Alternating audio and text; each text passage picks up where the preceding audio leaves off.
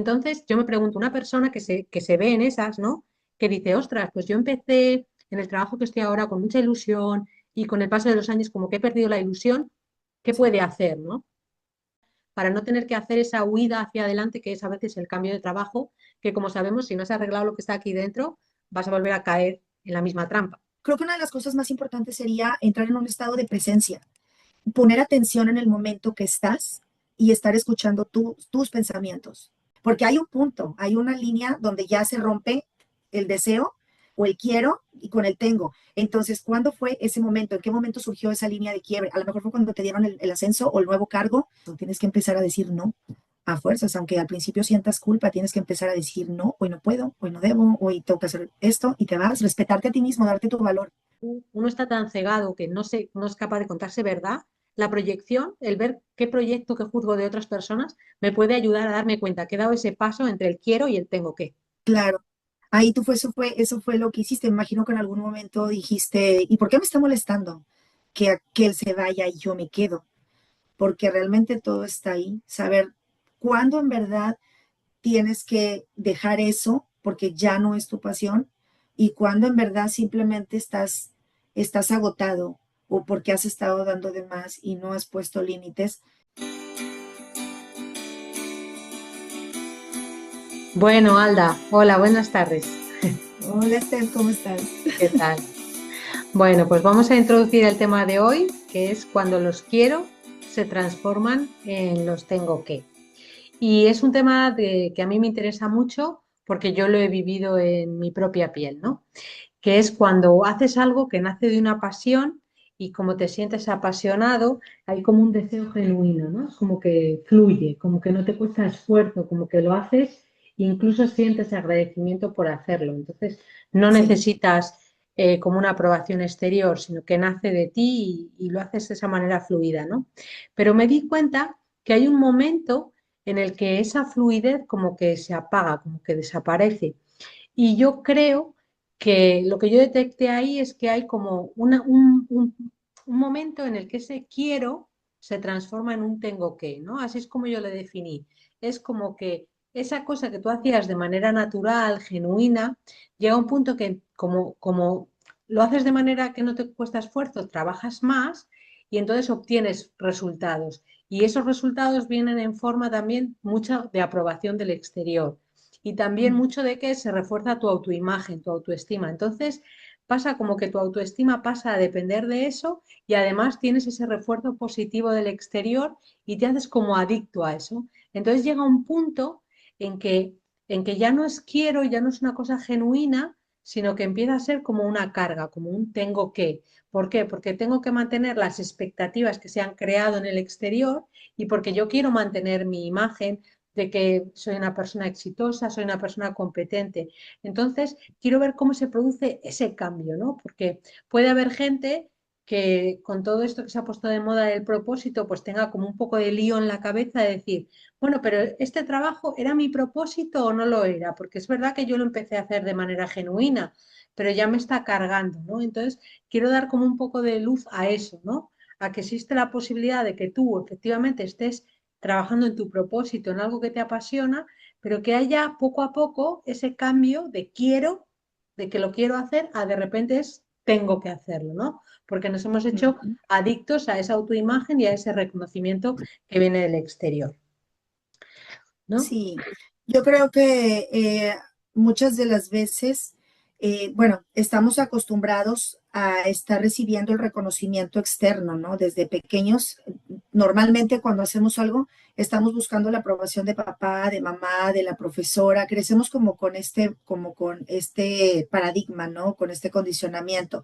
Y no se aleja demasiado. Cuando entramos a un trabajo, ah, obviamente lo elegimos la mayoría de las veces porque es algo que nos gusta, algo que nos atrae o nos apasiona.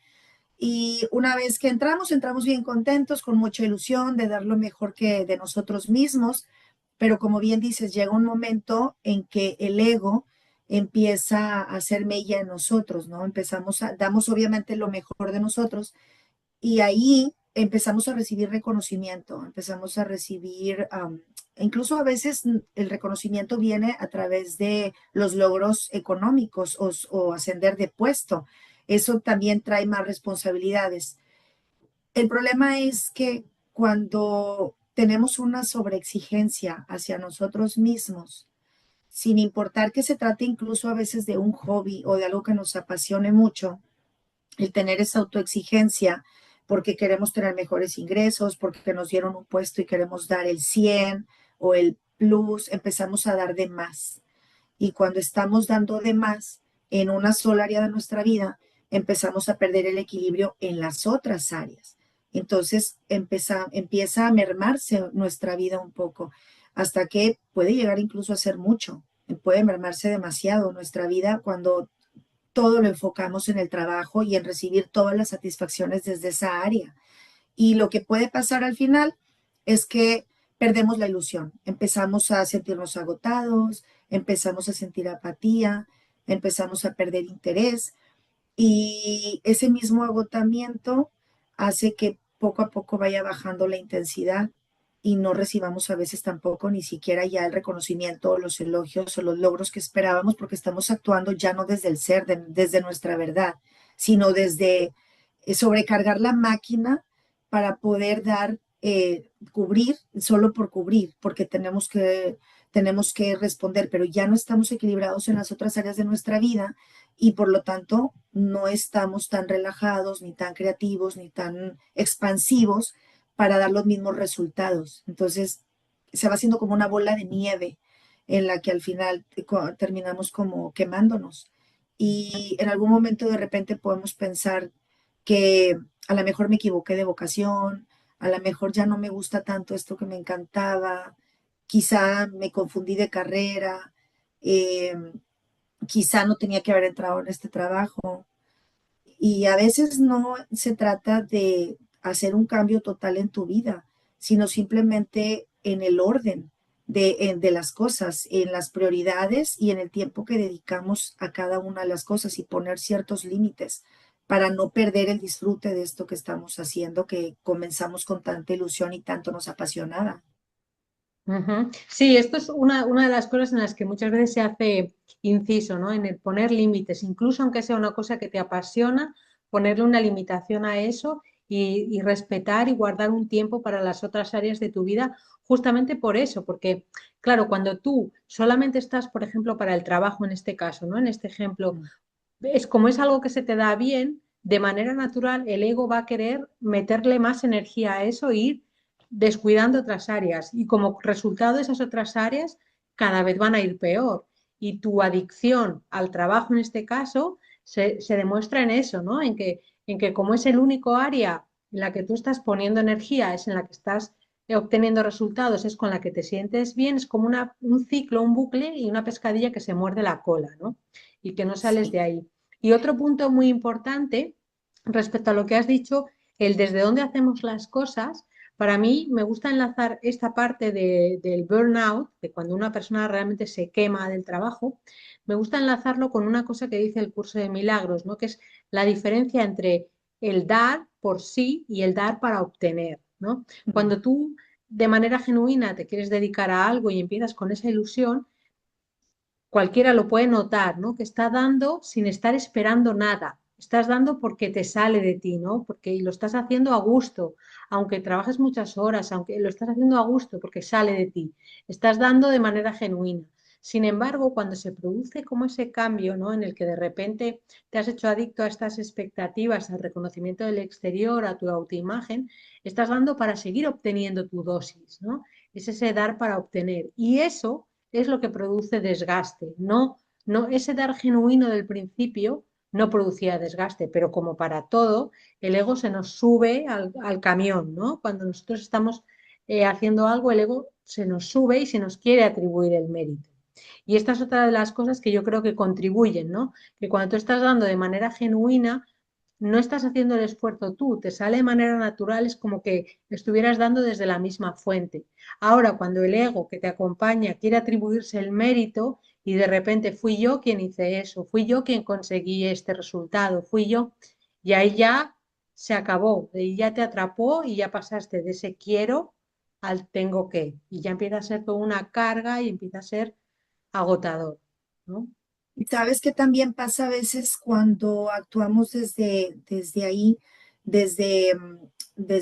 es que tengo que hacer esto, tengo que dar estos resultados, que nos perdemos de vista sobre cómo nos estamos sintiendo, porque estamos más enfocados en la aprobación externa, en lo que vamos a recibir de los demás. Entonces ya no nos escuchamos. ¿Desde dónde lo estoy haciendo? Y entonces empiezo a hacer de más para ser visto.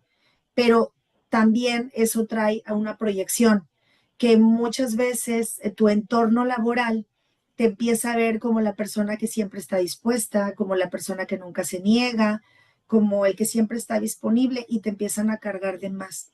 Entonces ves muchas veces estos casos donde hay jefes, por ejemplo, que sobrepasan las horas de tu trabajo, que te dicen, oye, ¿te puedes quedar a hacer esto? Ay, es que tú lo haces, nadie lo hace como tú, o es que tú eres increíble, entonces te alimentan el ego. Y tú ya, que ya de por sí estás, como dices, con el ego encima del camión y encima te lo están nutriendo, es como que no encuentras una manera de romper esa barrera y poner un límite, ¿no? Entonces entras en el juego y bueno, ok, y empiezas a notar después esa sobrecarga, ese cansancio, ese dar de más, o sea, el cuerpo sí lo empieza a sentir.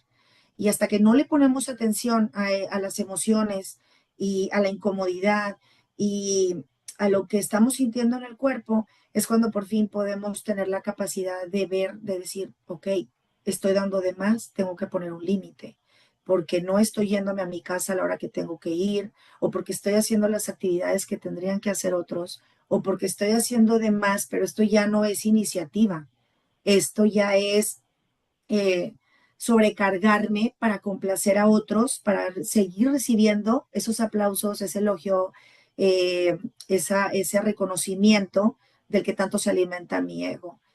Y ahorita que mencionaste el propósito, eh, también he visto que ahorita es que está muy de moda lo del propósito. Es cierto, ahorita está mucho eso y también es un tengo que tener un propósito. Tengo que, como si fuera, o sea, tengo que tener un propósito a fuerzas. ¿Para qué? No sé, pero tengo que encontrar algo. Y luego eso también genera una carga. Es que tengo que encontrar y el tengo para todo.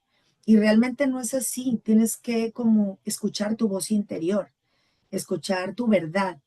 Realmente qué es lo que disfruto hacer, qué talentos tengo, qué me gustaría hacer, de qué manera me gustaría utilizarlos, qué profesión realmente quiero estudiar, pero también valorar todas las otras áreas de la vida, no solamente todo ponerlo en el trabajo o en la profesión, porque entonces ya no se vuelve placentero. Ya el quiero, el deseo, se convierte en un tengo o en Ujú. un debo. Y ahí ya se perdió el disfrute y se vuelve una carga. Sí, Entonces esto es muy importante. es algo también de lo que hablan muchas espiritualidades, ¿no? Que hay que ponerle límites al deseo para que se mantenga, ¿no? Para que no, Claro, porque al final es como, yo qué sé, si te gusta mucho el chocolate, pues si empiezas a comer chocolate por la mañana, por la tarde y por la noche, pues al final ya no te gustará el chocolate, ya lo comerás por inercia, ¿no? claro. Sí, literal, a mí me pasó una vez comiendo nueces, me dio un Ujú. atracón de nueces y las aborrecí por muchos años. Es así, todo lo que es un exceso termina fastidiándote, termina cansándote, termina desilusionándote, creando apatía, creando deseos de huir de eso. Entonces, es muy importante escucharse y saber desde dónde estamos haciendo las cosas.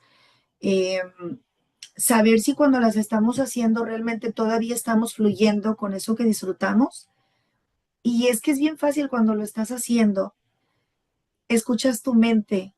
¿Qué diálogo te está diciendo tu mente? Muchas veces el diálogo es, oh, sí, cuando lo termine, me van a decir que está muy bien, que está muy padre, que yo posiblemente voy a recibir un aumento, a lo mejor me van a dar un ascenso.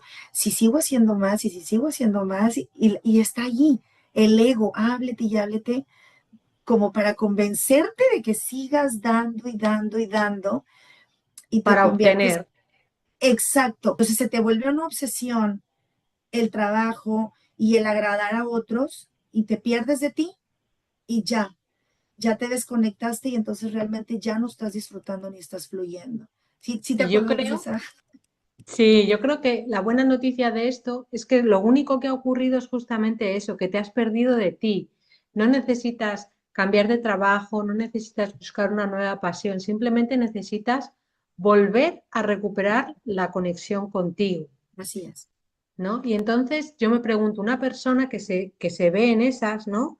Que dice, ostras, pues yo empecé en el trabajo que estoy ahora con mucha ilusión y con el paso de los años como que he perdido la ilusión, ¿qué Sí, puede hacer, ¿no? ¿Cómo sí, podríamos como darle unos consejos, ¿no? De cómo volver a reconectar para no tener que hacer esa huida hacia adelante que es a veces el cambio de trabajo, que como sabemos, si no has arreglado lo que está aquí dentro, vas a volver a caer en la misma trampa. claro. Creo que una de las cosas más importantes sería entrar en un estado de presencia, poner atención en el momento que estás y estar escuchando tus pensamientos. Es ponerte a escuchar cuál es tu diálogo interno, qué te estás diciendo, qué historia te estás contando y luego analizar de dónde viene. Y muchas veces eso te ayuda a identificar en qué momento nació, porque hay un punto, hay una línea donde ya se rompe el deseo o el quiero y con el tengo. Entonces, ¿cuándo fue ese momento? ¿En qué momento surgió esa línea de quiebre? A lo mejor fue cuando te dieron el ascenso o el nuevo cargo y pensaste, ahora sí, como cohete, ¿no? Voy a dar el 100, voy a dar mucho más. Y entonces te empezaste a exigir. Cuando a veces observas el diálogo interno y te analizas de dónde viene, casi por lo regular te vas a dar cuenta en qué momento fue eh, cuando se atravesó esa línea y qué cambios empezaste a hacer en tu vida a raíz de eso. Porque seguramente empezaste a descuidar otras áreas de tu vida que también alimentaban tu ser. Otro muy importante, definir límites. O sea, ver qué estoy haciendo mal en el trabajo. O sea, si soy la que siempre está ahí, oye, ¿puedes hacer esto? Sí, claro. Oye, que no sé qué, ¿te puedes quedar? Sí, claro.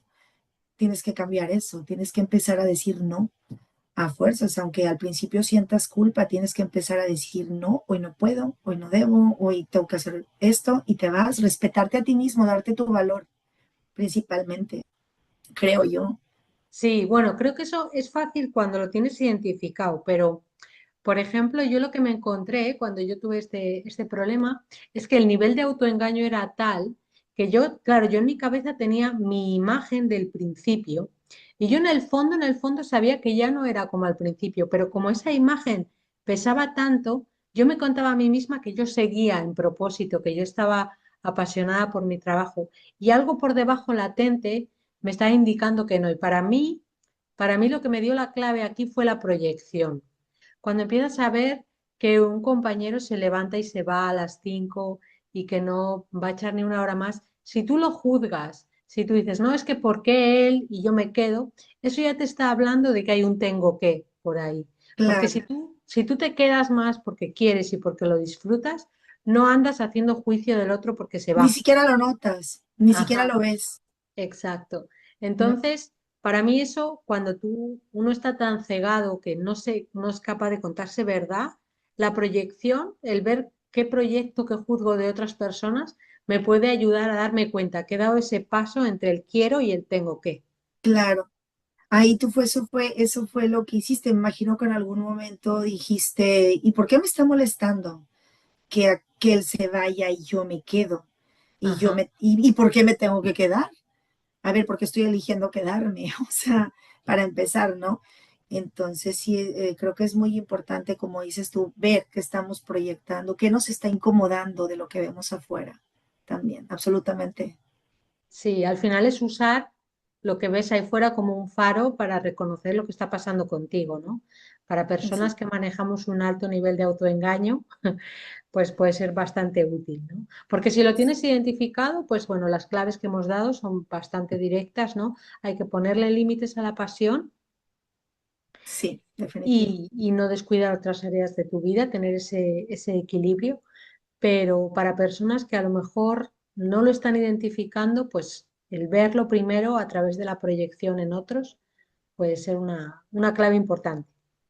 Bueno, pues yo creo que hemos visto como los principales aspectos, ¿no? De ese proceso de cuando un quiero pasa a un tengo que. para que Así las es. personas pues puedan identificar, ver si están ahí. Y luego yo como recomendación, si tú has identificado que estás en un tengo que, a mí lo que más me sirve es ponerlo por escrito. Tengo que hacer X y después cuestionar eso.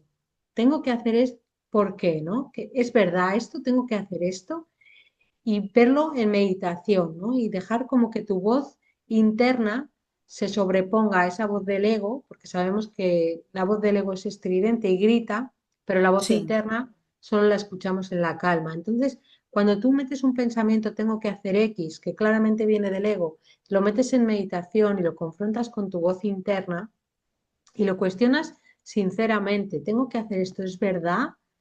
Y vas a ver, ¿no? Que hay como algo dentro que te dice si ese pensamiento es verdad o si no. ¿Y qué pasaría si no fuera verdad, ¿no? A lo mejor estás haciendo el tonto, porque a lo mejor ese pensamiento te lo has creído y no es verdad. Fíjate que ahorita que dices de escribirlo es una excelente herramienta porque cuando estás muy metido estás demasiado, ¿cómo dijiste ahorita la frase? Cuando que te cuentas tanto tu historia que te la crees muchísimo. Estás Y hipnotizado, ¿no? Por el pensamiento. Sí. exacto, también pones resistencias. El ego pone mucha resistencia para ver todo eso. Incluso si tú quieres sentarte y solamente pensar y hacerte preguntas, el ego te va a estar gritando, no, no te va a dejar, no te va a dejar ni siquiera concentrarte o poner una sola oración en tu cabeza, se te puede complicar mucho, pero el hecho de ya escribirlo, una, lo estás manifestando, o sea, nadie te puede engañar porque lo estás mirando ahí por escrito, lo estás poniendo tal cual, ¿no? Y eso también te forza a aterrizar la idea. Entonces es una excelente herramienta eso que dices, agarrar una hoja y una libreta y una pluma y empezar a hacerte preguntas que qué historia me estoy contando. O empezar por las proyecciones, como dices, ¿por qué me molesta que Sutanito se vaya más temprano del trabajo y yo no? Porque yo me tengo que quedar. Bueno, ¿por qué elijo quedarme? Y contestar, ¿no? Bueno, ¿y por qué pienso esto? ¿Y de dónde nació? ¿Y dónde lo agarré? ¿Y desde a partir de cuándo? ¿Y por qué me lo cuento? Y te vas como los niños de 4 años. ¿Y por qué? ¿Y por qué? ¿Y por qué? Y escrito ahí no hay con que la mente se disperse, ya quedó. Lo vas armando, lo vas estructurando y te vas dando respuestas tú mismo. No tiene que ser todas en un solo momento, puedes darte espacios de, no sé, 10 minutos, 15 minutos, una vez al día, cada día, hasta que llega un momento en que realmente es una poderosa herramienta de autoconocimiento, porque realmente todo está ahí. Saber cuándo en verdad tienes que dejar eso porque ya no es tu pasión y cuándo en verdad simplemente estás agotado o porque has estado dando de más y no has puesto límites para empezar a ponerlos y cuáles funcionarían para ti. Y todo eso por escrito está increíble porque va quedando ahí de manifiesto. No se dispersa en una hoja como se dispersa la mente. Exacto. Pues yo creo que esto es un poco lo que queríamos comentar, ¿no? Alda, no sé si tú tienes Así es. Sí, alguna ¿no? cosa más. No nos hemos dejado nada en el tintero, ¿no? Creo que no, creo que tocamos todos los puntos, definitivamente. Muy bien. Bueno, pues esperamos que os haya gustado el vídeo y si es así, pues darle like y entonces nos plantearemos hacer más vídeos de este estilo. Así es. Hasta luego, Steph. Bye. Hasta luego.